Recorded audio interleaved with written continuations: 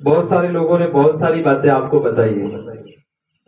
हर किसी ने यही कहा कि तुम ऐसा नहीं करते, वैसा नहीं करते, ये नहीं करते, ऐसा करना चाहिए, वैसा बोलना चाहिए, कहा ना, दबाया दबाया गया ना, ऐसे नहीं करते, वैसे नहीं करते। लेकिन मुझे एक चीज देखने को मिलती है कि आप बहुत एक्सीलेंट हैं। पहली बात तो ये है कि आप इस बात से सहमत है या नहीं, आप बहुत एक्सीलेंट या टैलेंट है या नहीं है या नहीं है? है ना? क्योंकि ईश्वर ने हर मनुष्य को अलग बनाया है, एक जैसा कोई नहीं है, अपने आप में अद्भुत है सबका।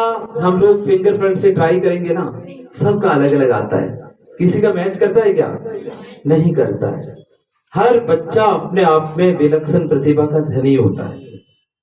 हम लोग पढ़ाई की बात कितनी कर रहे हैं, पढ़ाते हैं, लिखाते हैं, कोचिंग करवाते हैं, नोट्स बनाते हैं, कॉपी में लिखते हैं, फिर भी याद नहीं होता है, समस्या ही समस्या रहती है।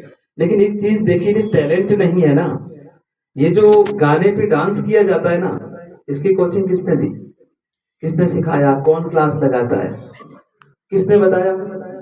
अपने आप जहां से मौका मिला मोबाइल में देखा और लय सीख लिए। बहुत मुश्किल है, गाने के अकॉर्डिंग आपके पैर और हाथ जाने बहुत मुश्किल है या नहीं है? मुश्किल है। इसका मतलब कमजोर नहीं है। जिस काम को किसी ने नहीं सिखाया, उस काम को हम अपने आप सीख गए और बहुत अच्छा कर रहे हैं। इसीलिए कह रहे हैं कि हम लोग किसी से कमजोर नहीं है। ये हमारा पूर्व से पहले से परसेप्शन बन जाता है कि ऐसा नहीं होता, वैसा नहीं होता। हाँ, मानते हैं कि समय के साथ में हमें बदल लेना चाहिए, रंगत से हमारी संगत बदल जाती है। और मीरा जी के लिए कहना चाहूंगा कि आपके ऊपर एक बड़ी जिम्मेदारी है कि आप गर्ल्स हॉस्टल को चला रहे हैं, और वास्तव में आप धन्यवाद के पात्र हैं कि किस तरह से पिछले एक डेढ़ घंटे से मैं देख रहा हूं कि बॉयज और गर्ल्स दोनों बहुत डिसिप्लिन के साथ में अपना काम कर रहे हैं। तो कहीं न कहीं आपके द्वारा दी हुई शिक्षा दिखती है, और उम्मीद करते हैं कि आप भी इसी तरह से अपने इस पेशे को हमेशा समर्पण की भावना के साथ। आप सब लोग जानते हैं कि ये वो माँ बाप हैं जो गांव में रहते हैं, शिक्षा के महत्व को समझते हैं। जिस तरह इस नाटक से के माध्यम से बताया गया, हर पेरेंट चाहता है कि मेरे बच्चे मेरी तरह दुखी नहीं हो। हम लोग काम करके खेतों में काम करते हैं, पसीना बहाते हैं, उन पसीने की कमाई से, खरी कमाई से पैसे देकर आपको यहाँ भेजा जाता है। और बीच में सर ने कहा कि पढ़ाई के साथ में ईमानदारी होनी चाहिए। उन पैसे की कीमत समझे, और माँ बाप के आंखों का सपना समझे, वो आशा भरी नजरें समझे। आपसे फोन पे जब भी बात होती तो वो यही पूछते हैं कि आप कैसे हैं, खाना खाया या नहीं खाया, पढ़े या नहीं पढ़े, उनको कोई टेंशन नहीं है, बीमार नहीं है, खाना टाइम से मिल जाता है, क्या मिल जाता है। बस मैडम का काम ये है कि आपको ढंग से रखे, खाना अच्छा दे, आपकी केयर करे। लेकिन पढ़ाई के साथ ईमानदारी, खुद के साथ में ईमानदार कैसे होना है? भाई पढ़ाई की चोरी हो सकती है क्या? पढ़ाई की चोरी कभी भी, सबकी चोरी हो सकती है, सबको चुराया जा सकता है, लेकिन पढ़ाई को कोई भी नहीं चुराएगा, चाह कर भी नहीं चुरा सकते। घर में भाई भाई अलग होते हैं ना, प्रत्येक हिस्से का बंटवारा किया जाता है, कुर्सी है उसका भी बंटवारा किया जाएगा। लेकिन जो नौकरी लग चुका है, उस नौकरी का कोई बंटवारा नहीं होगा। वो तो मान लिया, लेकिन बंटवारा नहीं, तो चोरी कैसे होती? तो क्यों कहा जाता है कि पढ़ाई ईमानदारी के साथ में करनी चाहिए? इसका रीजन क्या है? इसका मतलब यह है कि खुद के साथ ईमानदार और पढ़ाई के साथ में ईमानदारी रखनी चाहिए। मीरा जी का काम है कि आपको खाना दे दिया, उसके बाद में सर्दियों के दिन आपने कमरा अंदर से बंद कर दिया, खिड़की बंद और दरवाजा भी बंद। और मीरा जी ने कहा है कि आपको 11 बजे से पहले सोना नहीं है, और हम अंदर जाके सो जाते हैं। टाइम काउंट किया गया कि आपने 3 घंटे या 2 घंटे पढ़ाई की होगी, लेकिन हमने खुद के साथ में ईमानदारी नहीं रखी। गेट और खिड़की बंद थे, आराम से रजाई ओढ़ के सो गई। टाइम काउंट हुआ कि पढ़ाई की, लेकिन अंदर से हम जानते कि मैं पढ़ा नहीं। ऐसा नहीं होना चाहिए। यही तो चोरी है इनकी। घर वाले सोचते हैं कि सुबह 4 बजे उठा देते हैं, उसके बाद में हम रजाई में दुबक जाते हैं, जैसे ही आवाज आती फिर से खड़े हो जाते हैं। ये धोखा है, ये डिसीव है। खुद के साथ ईमानदारी का मतलब, जो काम कर रहे हैं कोई कोई तो देख रहा है ना। ईश्वर को मानते हैं कि नहीं मानते? ईश्वर होता है ना, इसका मतलब वो तो देख रहा है। मीरा जी नहीं देख रहे हैं आपको, लेकिन मीरा जी इस बात से खुश है कि आप पढ़ रहे हैं, और 11 बजते कह देते हैं कि आप अब सो जाइए, लेकिन उनको ये नहीं पता हम लोग पहले से सो रहे हैं। ऐसा नहीं होना चाहिए। जो करना है खुद को करना है, ट्रांसपेरेंट रहना है, किसी तरह का दिखावा, जैसा दिखते हैं वैसा होना चाहिए। पन्नालाल जी ने कहा कि बचपन की जिंदगी बहुत अच्छी है। हम लोग जानते हैं कि बचपन से लेकर जहां तक आप जिएंगे जिंदगी कभी बुरी होती भी नहीं है, और सुख और दुख तो जीवन के दो एक ही सिक्के के पहलू है। ऐसा कोई व्यक्ति नहीं है कि जिसके जीवन में कभी दुख आया ही नहीं हो। आएगा, दुख है तो सुख आएगा, सुख है तो दुख आएगा। स्ट्रगल करना पड़ेगा। कुछ बड़ा करना चाहते हैं, आज दिन तक दुनिया में कोई भी व्यक्ति ऐसा नहीं रहा जिसने कुछ किया नहीं और बड़ा बन गया, ऐसा कोई है ही नहीं। आप सोचेंगे कि फौज साहब ने कितना वेट किया उस इंडिया से खेलने के लिए, इस रेतीले धोरों से निकलकर, बहुत मुश्किल है ये। हम लोग जानते, पहले आपने नाम सुना 2020 में खेताराम जी थे हमारे यहाँ से, जिसने ओलंपिक के लिए क्वालिफाई किया। बहुत मुश्किल होता है, वहां तक स्ट्रगल करने के लिए इन्होंने कितनी रातें काली की होगी। कह रहे हैं कि 2:30 बजे रात को उठकर दौड़ने लग जाता था। वैसी आग भी हमारे अंदर होनी चाहिए। और पढ़ाई लिखाई का मतलब केवल नौकरी नहीं है। हम इसलिए नहीं पढ़ते हैं कि पढ़ लिख के नौकरी लग जाएगी, नहीं, एक अच्छा इंसान बनना है। एक अच्छा इंसान बनना है। पढ़ाई का मतलब ये है, केवल कंपटीशन देकर नौकरी लग जाने से अच्छे इंसान की श्रेणी में नहीं आते हैं। शिक्षा वह हथियार है जिससे एक अच्छे इंसान के रूप में हमें निर्मित करती है। दूसरी बात, ईमानदारी की बात हो गई कि खुद के साथ कभी डिसीव नहीं, घर वालों के साथ कभी धोखा नहीं। गलतियां सबके जीवन में होती हैं, ऐसा कोई व्यक्ति नहीं जो बिना गलती के बड़ा हो गया, लेकिन उसको छिपाना नहीं चाहिए। गलती हो जाती है, यहाँ रहते थे आपके पेरेंट्स की तरह, इनको बता दीजिए, घर पे मम्मी को बता दीजिए, पापा से डर लेते तो मम्मी को बता दीजिए, लेकिन ऐसी गलती नहीं करनी है जिससे हमारे कैरेक्टर पे कुछ दाग लग जाए। जीवन का सबसे महंगा आभूषण है। हम मानते हैं कि उम्र जो टीनेजर्स किशोर अवस्था है, जिसमें व्यक्ति में बदलाव होता, बहुत सारे संवेग और अंदर से संवेदनाएं निकलती है, जिसको रोक पाना काफी कठिन होता है। सब लोग इस राह से गुजरे हैं। जब भी ऐसा लगे कुछ, तो हमें जरूर अपने पेरेंट्स, और जहां रहते हैं वो आपके पेरेंट्स की तरह ही, उनको बता देना चाहिए। सोचना विचारना कि गांव और ढाली का रहने वाला वो विद्यार्थी, आपके मम्मी पापा आपके लिए बहुत बड़े सपने देखते हैं।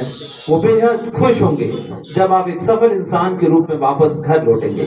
आसपास का पड़ोसी खुश होगा या नहीं होगा, हम लोग जानते हैं कि केवल इस दुनिया में माँ बाप के अलावा तीसरा यदि कोई व्यक्ति है तो आपको पढ़ाने वाला। वो ये चाहता है कि मेरा बच्चा मेरे से आगे जाना चाहिए।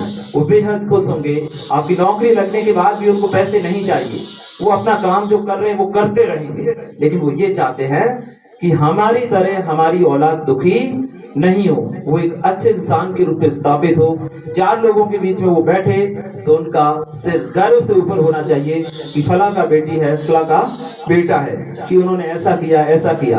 वो उनको चाहिए, बाकी उनको कुछ भी नहीं चाहिए।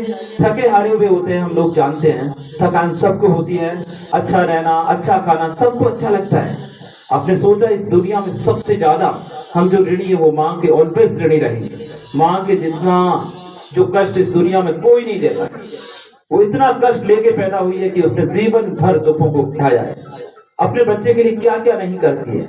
घर में सबसे पहले 5 बजे उठती है, रात को सबसे लास्ट में छोड़ती है।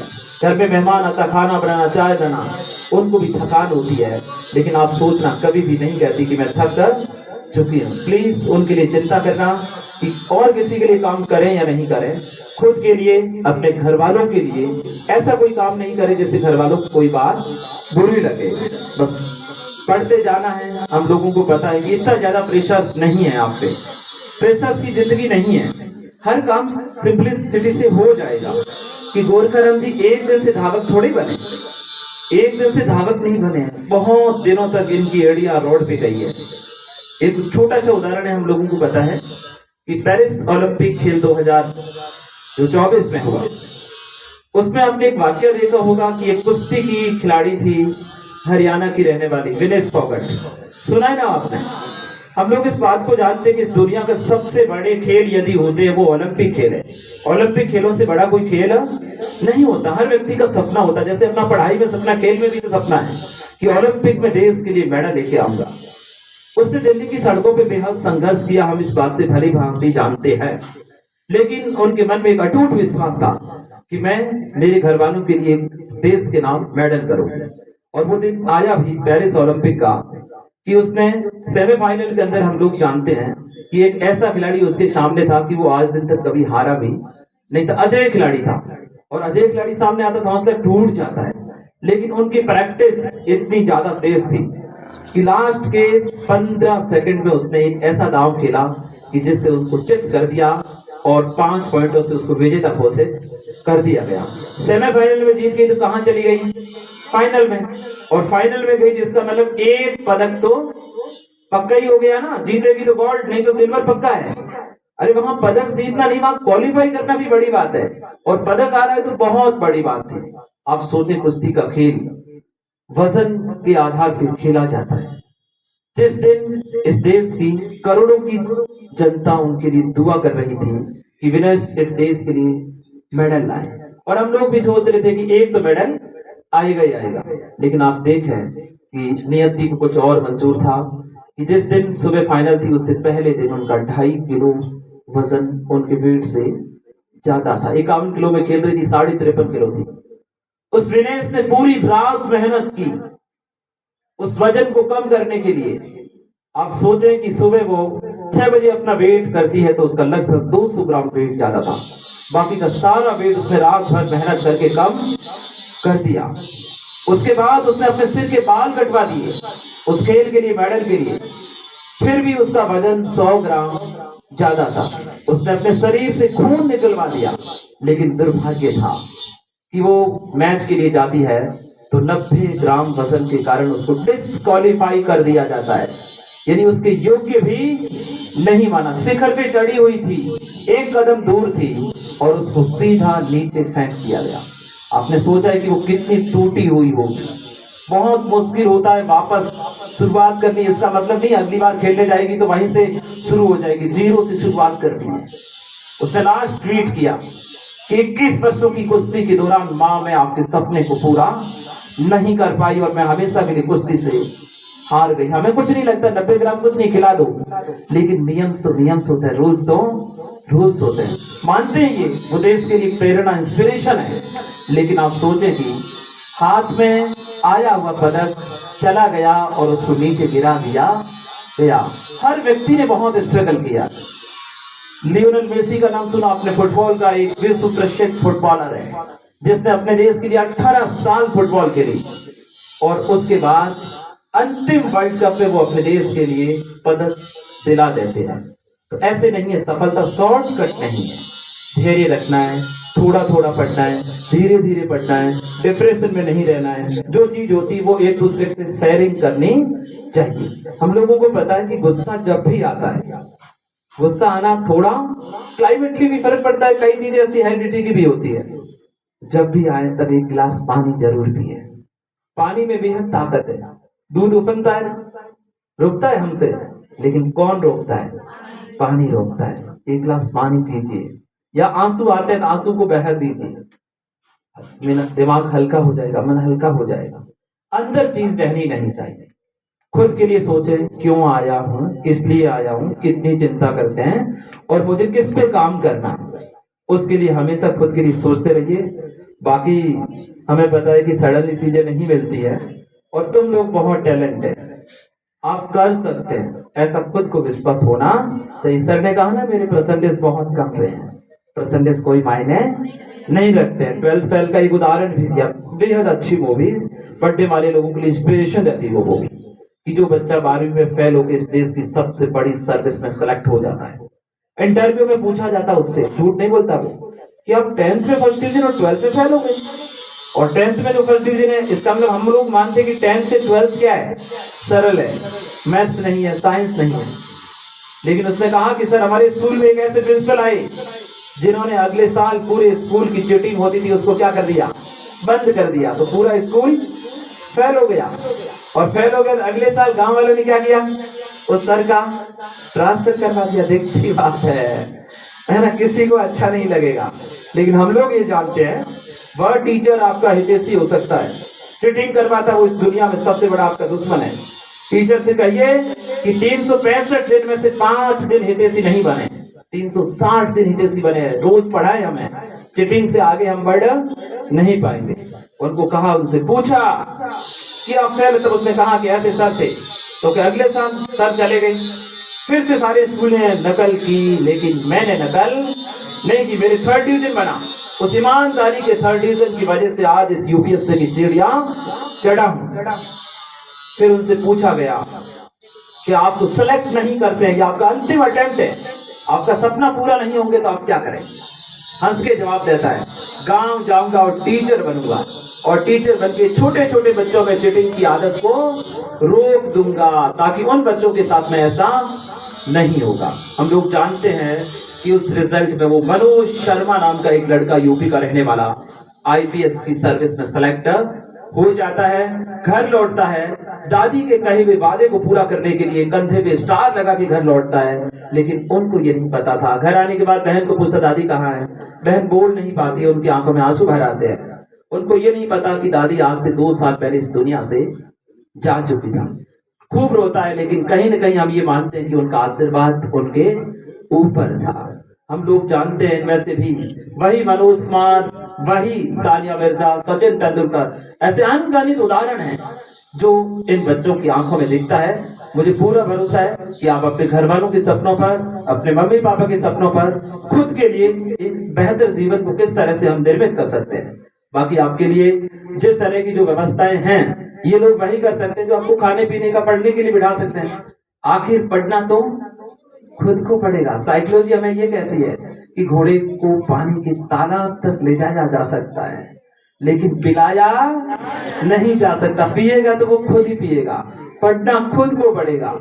सर ने कहा ना कि अभी तो बहुत जोश आ रहा है, मैं ये कर दूंगा, आज तो किताब में चीर डालूंगा, लेकिन 2 घंटे के बाद में ये जोश ठंडा पड़ जाएगा।